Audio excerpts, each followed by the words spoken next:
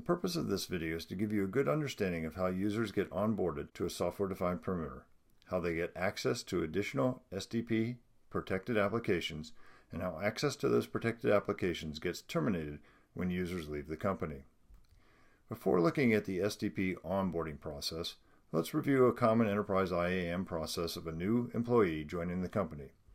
Typically, the HR department will add information about the new employee to an identity management system, which will in turn add information about the user to Active Directory and add that user to one or more default groups such that the new user can now log onto the network and access the applications represented by those groups. Now, let's add the components to onboard a user to an SDP protected application. You are already familiar with the SDP controller, and I'm sure you realize there is an issuing CA somewhere to issue the client certificates for mutual TLS.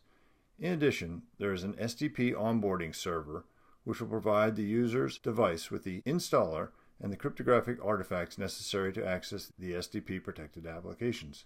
At some point, a user makes a request to access an application protected by the SDP. Of course, the user doesn't know or care that it's protected by the SDP.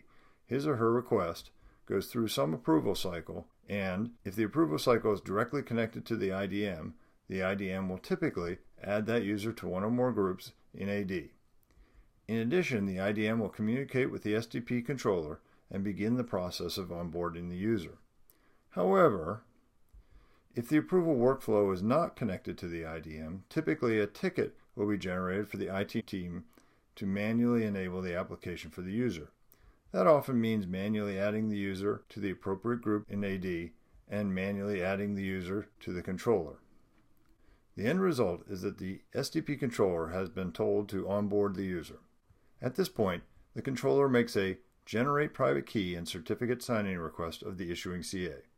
As part of the request, the controller provides a random symmetric key, which will be used to encrypt the resulting .p12 file, which will contain the RSA private key and certificate. The issuing CA generates an RSA key pair for the user's device, puts the public key in the X509 certificate, hashes the certificate, and signs it with its private key. Finally, it puts both the private key and the cert in a .p12 file and encrypts it with the password generated by the controller. The .p12 file is returned to the controller, and the controller transfers it to the SDP onboarding server. The onboarding server sends an email to the user with a link to retrieve an installer. Note that this is the first communication the user has received since requesting access to the SDP protected app, and with an IDM in the loop, it happens within seconds of the manager's approval. There are two options for transferring the .p12 password to the user. First, it can be contained in the email, or it can be sent out of band via SMS or other methods. The user clicks the link in the email, which opens his or her default browser and downloads the SDP client installer. Running the installer downloads the cryptographic artifacts created for this user, decrypts them, and opens the secure browser. Recall that the group membership in AD is accessible via the SAML identity provider, and that there is an SDP protected app that the user should now be able to access. Therefore, the SDP client can now log into the controller with transparent multi-factor authentication, and the user can log into the identity provider with his or her enterprise credentials. From that, the SDP client will get the IP address of the gateway to the protected app and connect to it automatically. Note that while there are quite a few steps behind the scenes, to the user it looks pretty much like onboarding any other application. Now let's look at what it takes for this user to access additional SDP protected applications. Here we have a second application, and the user makes a request to access it.